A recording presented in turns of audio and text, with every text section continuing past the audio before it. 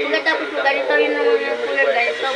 Pag sa dulo na ganito yung kulay no, ganito. Ganito yung style ko, ganyan ko. Nagtawlang-tawlang sa bako. Sabihan po, alam mo, ganyan.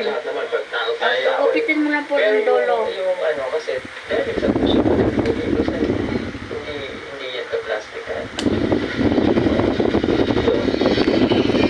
Kasi kung ka-plastic ka lang, dito nilang bumili ng iPhone Yan.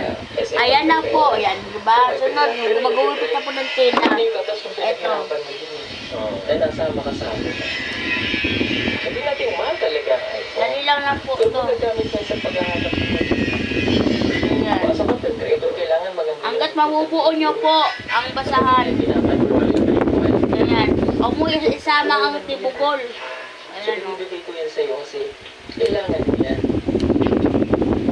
Ito na po yung finished Magagamit mo yan ng ilang product. taon. Ginawa na po. Tagal na panahon. Pero malaki siya. Pero ginawa niya maliit lang. Dalilan ka na para hindi ka Inugupit marunong. muna siya unang-una. 1 inch lang. Kumbaga, Pagkatapos, ipapasok mo na siya sa hulmahan. Ganyan na siya hanggang mabuo. Then, parang nag-ano ka lang. Pangit na camera. So, Ah. yan na yun. So, kumbaga binibigay ko na sa'yo Parang yung mga nag-ikot-ikot alas mo ka lang para siya kailangan mo na may para hook. mag-grow ka sa pagbabalag. Ibabanig mo din siya, then ihuhok. Ang finished product niyan hanggang matapos mo yung hook doon sa pinakadulo, i-close mo siya. Tapos na, basahan na. Bili na kayo.